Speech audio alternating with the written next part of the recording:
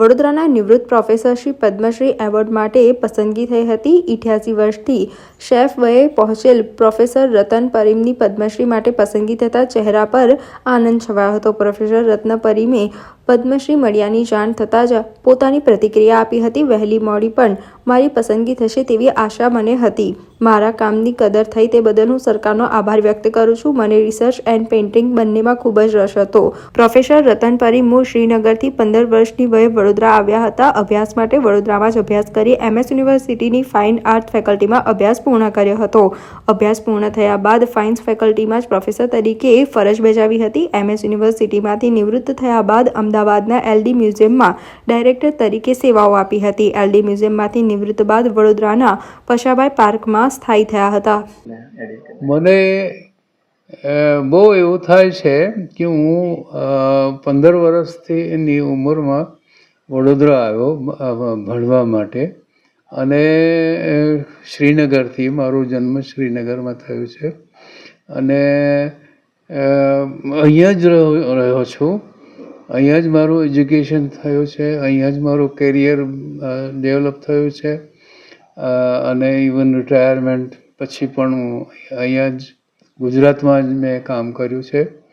તો એ રીતે મારો એક સ્પેશિયલ એટેચમેન્ટ છે વડોદરાની સાથે.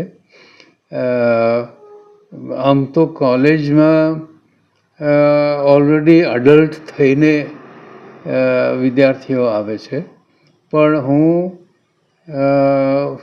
કોલેજના વર્ષોમાં અડલ્ટ થઈ ગયો, એટલે એ રીતે મને ખાસ ફેકલ્ટી ઓફ ફાઇન આર્ટ્સની સાથે અટેચમેન્ટ. હું ત્યાં પ્રોફેસર પણ મારી નિયુક્તિ થઈ, ડીન પણ મને સિલેક્ટ કરવામાં આવ્યો MS યુનિવર્સિટીના ઓથોરિટીઝ, અને છતાં મને એ વાત કહેવામાં વધારે ગર્વ થાય છે કે હું એનો અર્લીએસ્ટ વિદ્યાર્થી હતો, અર્લીએસ્ટ વિદ્યાર્થીઓમાં હું હતો.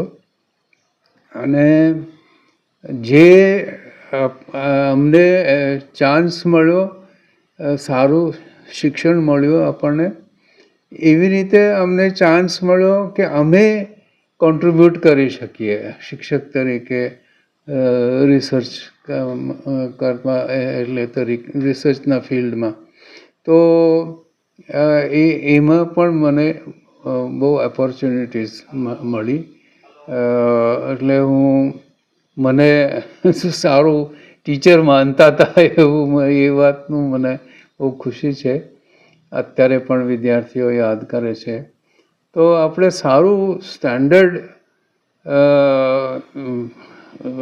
શું કહેવાય ડેવલપ કર્યો, અને એ મેન્ટેન કર્યો, અને એ મેન્ટેન કરવા માટે આપણને કોઈ ઇન્ટરફેરન્સનું તે વર્ષોમાં મને નહીં લાગ્યું.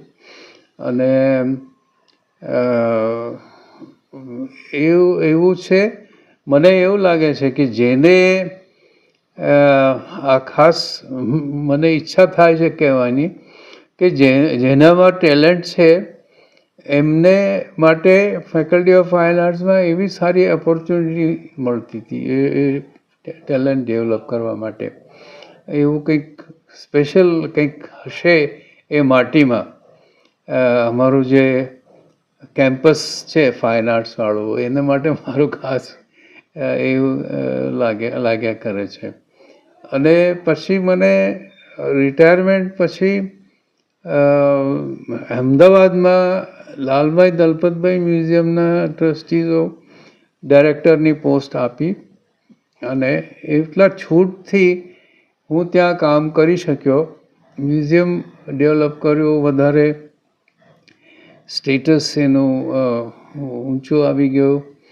એમના બિલ્ડિંગ ફેમસ આર્કિટેક્ટનું ડિઝાઇન કરેલું હતું છે, બાલકૃષ્ણ દોશીભાઈનું.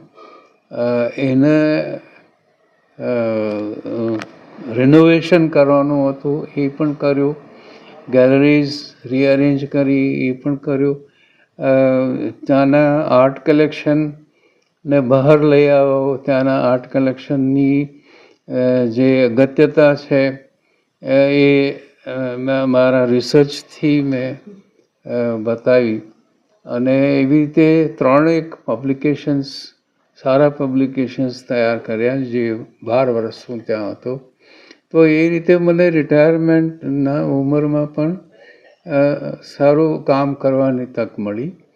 અને સાથે સાથે હું પેઇન્ટિંગ કરતો હતો, કારણ કે ઓરિજિનલી હું પેઇન્ટિંગનો જ વિદ્યાર્થી હતો. અને અમારા ગુરુ NS બેન્દ્રે સાહેબ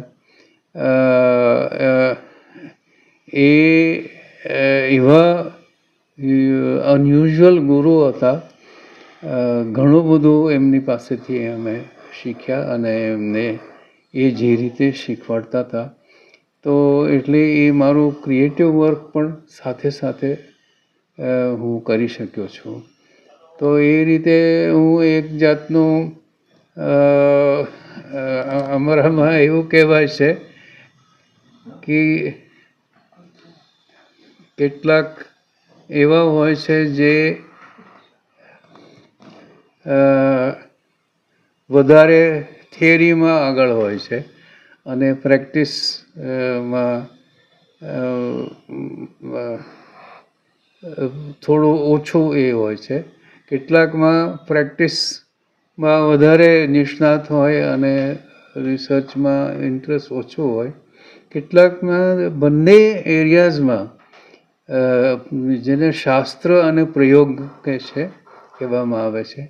એટલે મારી પર્સનાલિટી એવું કહેવાય જેમાં શાસ્ત્ર અને પ્રયોગને સરખી ઇમ્પોર્ટન્સ મેં આપેલી છે મારા કામમાં.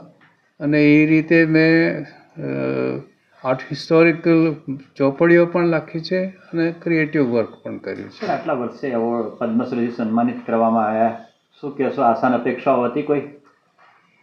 મને લાગતું હતું કે મેં સારું કામ કર્યું છે, એટલું તો લાગતું હતું કે. પણ આટલા વર્ષે કદર થશે એવી આશા નથી.